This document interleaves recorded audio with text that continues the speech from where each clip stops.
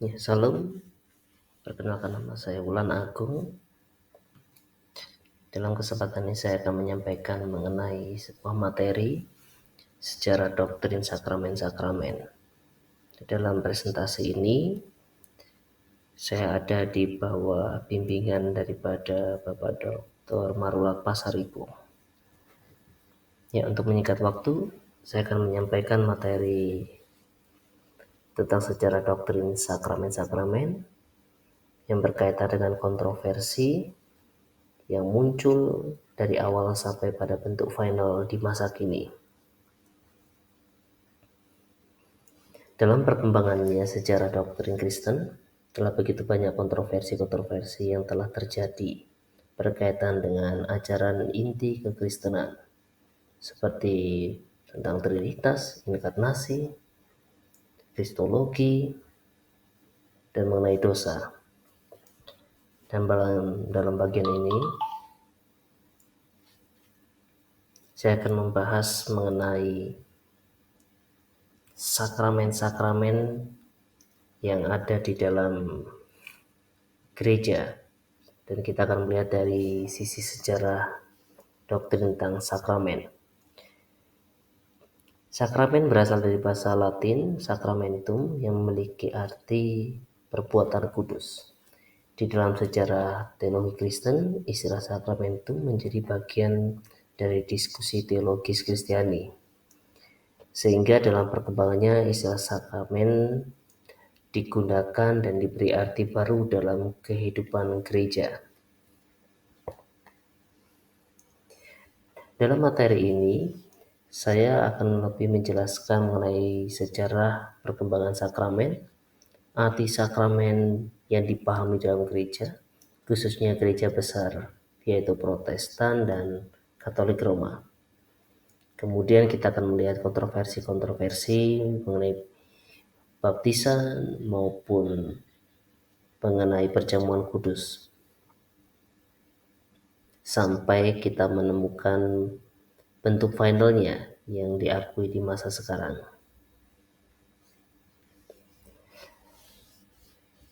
Apa itu sakramen?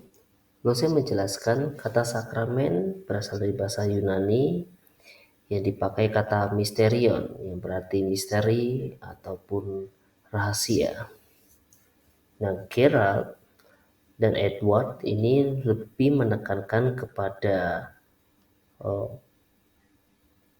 oknum Kristus yang merupakan tanda kelihatan yang telah diadakan oleh Kristus yang menyatakan dan menyampaikan rahmat-Nya bagi manusia yang penuh dosa. Urban juga berpendapat bahwa sakramen dapat dijelaskan sebagai ritus atau upacara keagamaan yang dijalankan untuk menyimbolkan atau membantu mewujudkan suatu perubahan atau transformasi dalam kehidupan manusia yang berpartisipasi di dalamnya. Sebagai permulaan gagasan sakramen, jika kita melihat bahwa sakramen-sakramen sebenarnya berakar dari sebuah tradisi Yudaisme, yaitu dari Paskah atau dalam bahasa Ibrani itu Pesach, dan kemudian sunat. Tetapi pada masa Yesus memberikan amanat kepada murid-muridnya untuk melakukan sebuah tradisi Yudaisme ini sebagai pemegang atau pemilik otoritas di dalam perjanjian baru. Hal ini mengandung pengertian bahwa sakramen-sakramen dalam perjanjian baru ini dimulai oleh Yesus Kristus dan berpusat pada dirinya sebagai intisari sakramen. Sejak zaman perjanjian baru, gereja Kristen telah memiliki dua sakramen sentral, yaitu baptisan dan perjamuan malam Tuhan, atau dapat disebut Ekaristi, misa, ataupun perjamuan kudus. Baptisan dan perjamuan kudus merupakan bagian yang fundamental dalam kekristenan, sebab keduanya berkaitan dengan pelayanan Yesus sendiri bagi orang Kristen, yang dalam kaitannya sebagai penebus dosa manusia.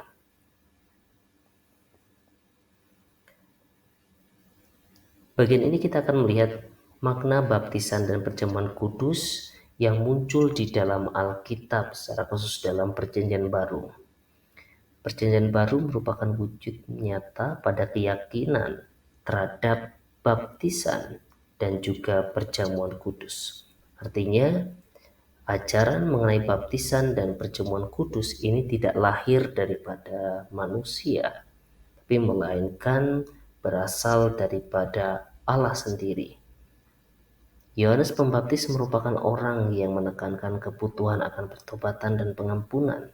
Demikian juga Petrus mengatakan, "Bertobatlah dan berilah dirimu dibaptis." Namun akan sedikit berbeda dengan apa yang disampaikan Yohanes. Petrus menambahkan tentang penerimaan karunia Roh Kudus, dan itu didapatkan setelah dibaptis. Paulus dalam karyanya cukup banyak juga menambahkan ide mengenai baptisan dengan memakai sebuah metafora yang mengandaikan gereja sebagai tubuh Kristus, seperti yang dikatakan, sebab dalam satu roh kita semua telah dibaptis menjadi satu tubuh, dalam 1 Korintus 12 ayat ke-13. Selanjutnya, mengenai perjamuan kudus. Hal ini terjadi bermula pada malam sebelum Yesus disalibkan. Yesus yang sedang bersama-sama dengan muridnya melakukan sebuah perjamuan, dan Yesus menyampaikan sebuah makna daripada perjamuan terakhir bersama-sama dengan muridnya. Urban menjelaskan dalam Perjanjian Baru bahwa Perjanjian Baru membuat klaim yang lebih kuat bahwa perjamuan kudus itu menyatakan Kristus sendiri, bahwa akan hadir kapanpun orang Kristen atau orang percaya itu memperingati kembali perjamuan malam terakhir. Yesus akan hadir secara retrospektif, yaitu ini berbicara pada masa lalu, pada saat Yesus berkata, "Perbuatlah ini menjadi peringatan akan aku." Jadi saat Yesus berbicara, "Perbuatlah ini menjadi peringatan akan aku," ia berbicara pada saat itu ia hadir bersama-sama dengan mereka. Namun tidak berhenti sampai di sini. Ia pun juga hadir secara prospektif ketika perjamuan mesianik di surga. Artinya, ada sebuah janji yang Yesus letakkan di sini bahwa ia akan bersama-sama dengan orang-orang percaya menikmati perjamuan kudus yang akan diadakan di surga. Ia mengatakan, "Aku tidak akan minum lagi hasil pokok anggur ini sampai pada hari aku menemuinya, yaitu yang baru bersama-sama dengan kamu dalam kerajaan Bapa-Ku." Sehingga dapat disimpulkan bahwa Yohanes maupun Paulus ini memiliki pola pemikiran yang sama, bahwa perjamuan kudus atau Ekaristi dijelaskan sebagai suatu ikatan kesatuan antara orang percaya dengan Kristus. Seputar kontroversi tentang baptisan dan perkembangannya.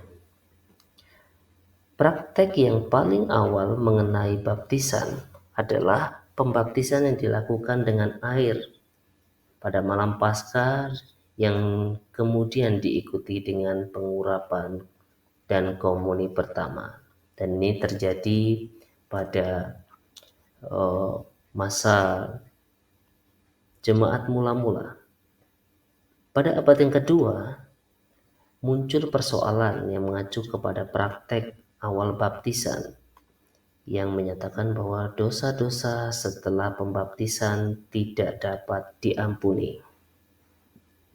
Gembala dari Hermas mengatakan satu-satunya pengampunan tersedia bagi orang Kristen itu ditemukan di dalam baptisan. Sehingga Hermas sendiri menekankan bahwa seorang akan memperoleh pengampunan saat ia dibaptiskan. Namun sikap berbeda ditujukan oleh Ignatius dan Polikarpus yang menyatakan bahwa orang yang jatuh ke dalam dosa dapat dipermandikan setelah suatu pertobatan yang memadai. Artinya, seorang akan dapat dibaptis ketika ia benar-benar dan sungguh-sungguh melakukan pertobatan. Clement menekankan kemurahan Allah dan mendesak orang yang dibaptis untuk tidak melepaskan usaha mencari pengampunan sampai mati. Artinya, saat Allah memberikan pengurahan melalui pengampunan dosa, manusia yang telah dibaptis itu pun juga terus-menerus untuk mencari pengampunan, karena memungkinkan mereka bisa jatuh ke dalam dosa.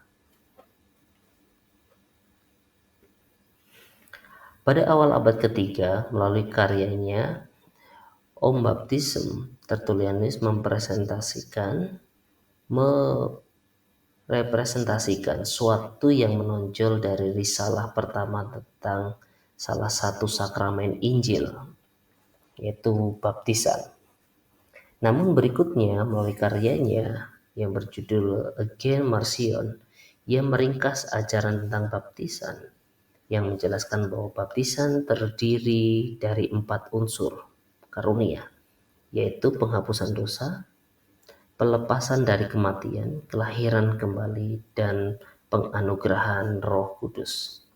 Selain baptisan, bapak-bapak gereja mula-mula juga menggunakan gambaran dari Perjanjian Baru mengenai Ekaristi. Artinya ada kaitannya antara baptisan ini dengan Ekaristi. Ignatius dari Antioquia menjelaskan bahwa Ekaristi adalah daging dari juru selamat, yaitu Yesus Kristus, yang menderita karena dosa-dosa manusia, dan dalam kebaikannya Bapa membangkitkannya kembali.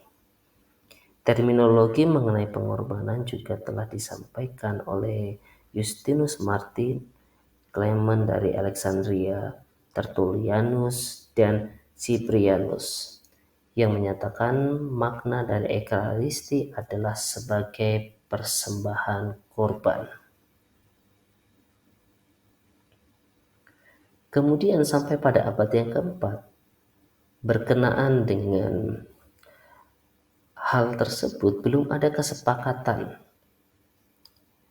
yang membawa dampak bagi gereja timur dan barat.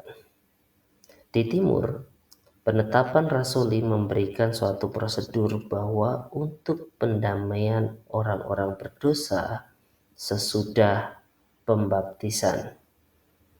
Namun pandangan bahwa dosa setelah pembaptisan tidak dapat diampuni itu telah semakin meluas. Di barat sendiri, Novantianus mengatakan bahwa pembaptisan tidak mungkin lagi ada. Bahwa pembaptisan tidak mungkin lagi ada pengampunan. Artinya, setelah pembaptisan tidak mungkin ada lagi pengampunan, sebab gereja tidak dapat mengampuni dosa-dosa manusia yang amat berat. Sehingga dampaknya terjadi adanya penundaan baptisan sampai saat menjelang kematian, karena mereka ketakutan jika melakukan dosa setelah pembaptisan. Dan di bagian ini memang terjadi banyak kontroversi. Ada begitu banyak orang yang takut dibaptis, karena apabila mereka setelah dibaptis mereka kedapatan jatuh di dalam dosa, mereka tidak akan beroleh pengampunan. Perkembangan lain pada abad keempat dan kelima, baptisan ini lebih bersifat pastoral. yang bukan hanya pendamaian dapat dilakukan lebih daripada satu kali, tetapi pengakuan secara umum juga tidak terlalu dituntut. Pendamaian dapat dilakukan lebih daripada satu kali. Di dalam Kisah Para Rasul 8 ayat 14 sampai 17, tampaknya memberikan pesan bahwa pembaptisan itu sendiri tidak sempurna dan harus dilengkapi dengan karunia Roh melalui penumpangan tangan. Jadi baptisan ini dipandang atau dilihat pada abad keempat dan kelima itu belum sempurna karena berdasarkan Kisah Para Rasul 8 ini, sehingga dibutuhkan adanya karunia rohani. Sebuah khotbah dari Gaul, seorang dari Prancis pada abad yang kelima atau keenam, ia mengatakan bahwa Roh Kudus yang turun ke dalam air baptisan itu dengan kekuatan yang mampu menyembuhkan, dan saat manusia ditenggelamkan di dalam kolam itu memberi kepenuhan untuk memurnikan daripada orang tersebut, dan dalam penguatan memberikan dorongan untuk menghasilkan anugerah.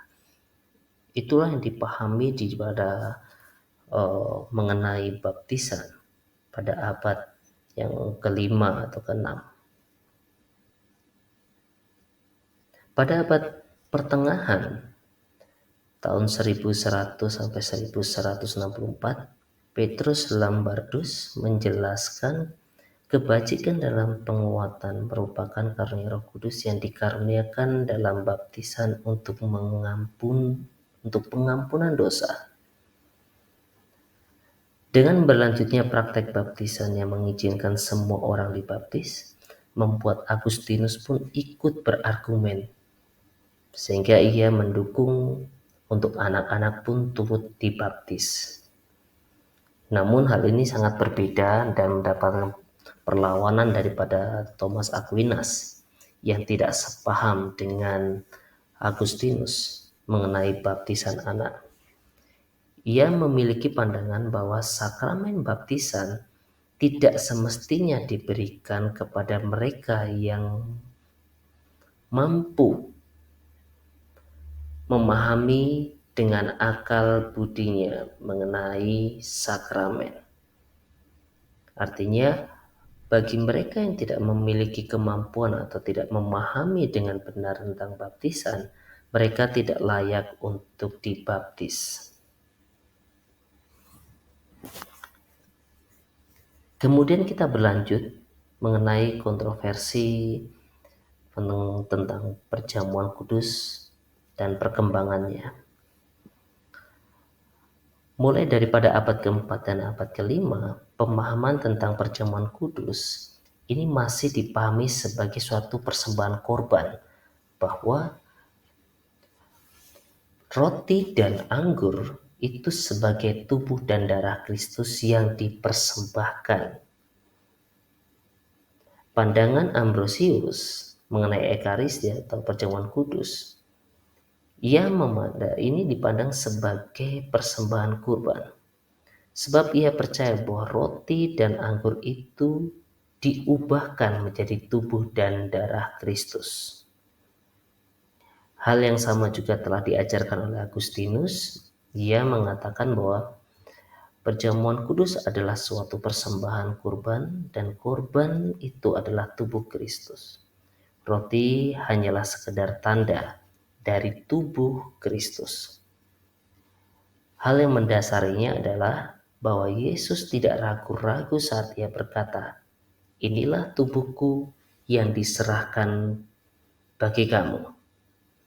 Nah, saat dia memberikan tanda atau signum dari tubuhnya, Agustinus melihat bahwa ini adalah wujud nyata bahwa perjamuan kudus itu berbicara persembahan korban, dan korban itu adalah tubuh Kristus.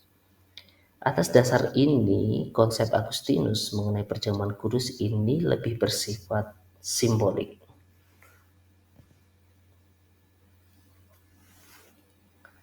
Perkembangan ajaran perjamuan kudus atau ekaristi. Perkembangan pemahaman ekaristi sudah berubah, tidak lagi berpusat atau memusatkan pada perubahan unsur-unsur tubuh dan darah Kristus, tetapi melainkan mulai bergeser dari adanya jumlah sakramen-sakramen. Pada abad yang ke-12 masih belum dapat kepastian mengenai jumlah sakramen-sakramen yang disepakati.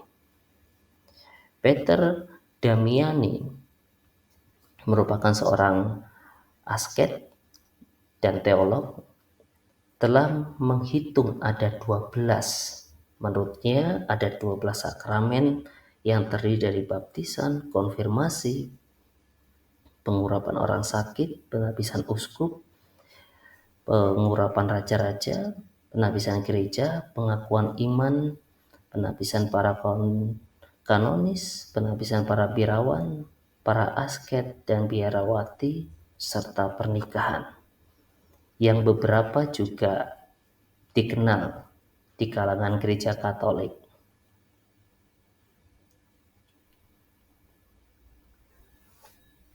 Penetapan jumlah sakramen menjadi 7 telah dipakai sampai hari ini oleh gereja Katolik Roma.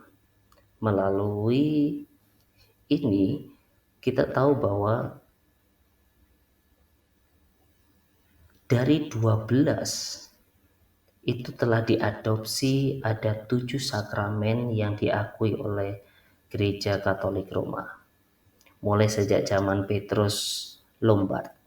Petrus Lombard adalah seorang guru teologi di sekolah katedral di Notre-Dame sampai tahun 1159 dan diangkat sebagai uskup Paris. Posisi ini membuat ia menetapkan adanya 7 sakramen gereja Katolik, yaitu baptisan, konfirmasi, perjamuan kudus, pertobatan, pengurapan, pentabisan para imam, dan pernikahan. Selanjutnya Peter Lombardus di dalam bukunya Four Books of Synthesis mendaftarkan 7 dan juga mengadopsi definisi sakramen yang mirip dengan hukum. Buku tersebut juga digunakan sebagai pelajaran dasar teologi pada abad pertengahan. Sebagai hasil teolog-teolog abad pertengahan, banyak mengumumkan jumlah sakramen itu ada 7, sebagaimana yang dikatakan oleh Hugo dan Peter Lombardus. Ajaran tersebut mengenai 7 sakramen ini ditentang oleh Martin Luther, kaum reformator, yang masuk atau ditaruh di dalam risalahnya Pembuangan Babel untuk Gereja, menolak penetapan jumlah 7 sakramen dalam gereja Katolik. Kemudian ia mula-mula mengakui 3 sakramen, yaitu baptisan, ekaristi, dan penembusan dosa.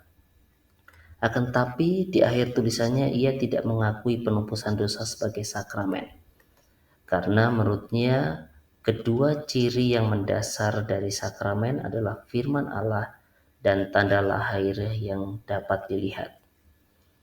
Dia mengatakan bahwa setelah itu telah tampak bahwa adalah benar untuk membatasi istilah sakramen untuk janji-janji Allah itu yang tanda-tanda yang dilekatkan pada mereka. Sebab itu tegasnya hanya ada 2 sakramen dalam gereja Allah, baptisan dan perjamuan kudus. Karena hanya di dalam 2 sakramen inilah kita menemukan tanda yang dilembagakan secara ilahi dan janji akan pengampunan dosa. Masuk pada abad reformasi, pada tahun 1517, salah satu tokoh reformasi yaitu Martin Luther menempelkan 95 tesisnya pada pintu gerbang gereja di Erfurt. fasilitator kemarahan dari Luther karena adanya penjualan surat penghapus dosa yang dilakukan oleh biarawan Dominikan Tetzel. Latar belakang dari praktek ini, mereka mempercayai bahwa Rasul Petrus dan para penggantinya yang adalah Paus ini diyakini diberi kunci surga dan neraka, sehingga Paus pun dapat memberikan pengampunan dosa. Surat penghapus dosa ini dapat diperjualbelikan, dan inilah yang memancing kemarahan Luther untuk menentang tentang adanya surat penghapus dosa. Untuk menghadapi kritik dari para reformasi, Paus mengundang suatu konsili yang bermula diadakan di Bologna, namun kemudian dipindah ke Trente dan kemudian dikenal dengan Konsili Trente. Yang hasil dari konsili ini menegaskan bahwa sakramen-sakramen itu ada 7 yang diakui oleh gereja Roman Katolik dan mereka percaya telah dilembagakan oleh Kristus. Selain itu, konsili ini juga membahas berkenaan dengan Ekaristi dipandang sebagai persembahan kurban pendamaian atas orang yang hidup dan mati. Hal ini sangat ditolak oleh kaum reformator.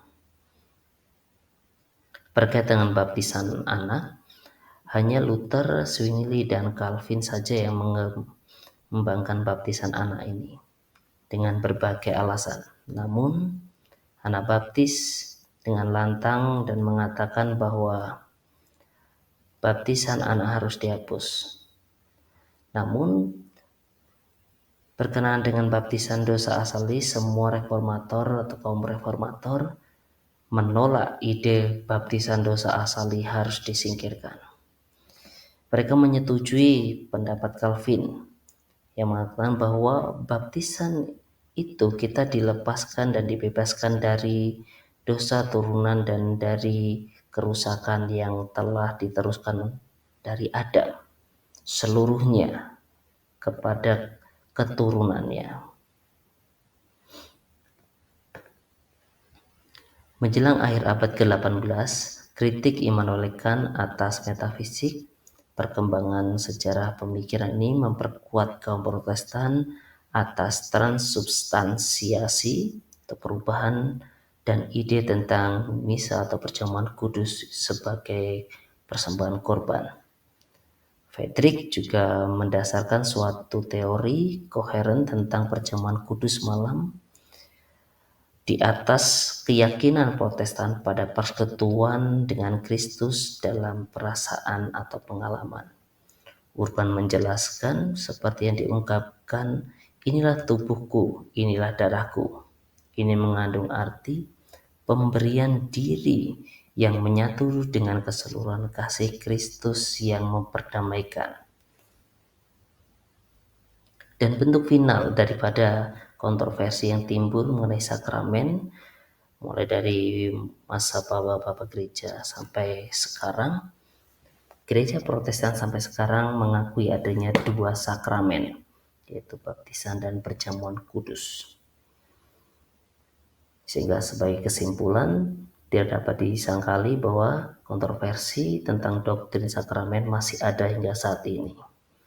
Dalam kajian ini kita dapat melihat adanya variasi bentuk sakramen dan belum ada yang pasti tentang jumlahnya. Namun setelah para kaum reformator mulai menyuarakan, mereka menyepakati adanya 2 sakramen, yaitu baptisan dan perjamuan kudus. Sakramen baptisan dan perjamuan kudus yang memiliki landasan alkitabiah yang kuat. Terima kasih. Demikian presentasi yang saya sampaikan. Tuhan Yesus memberkati.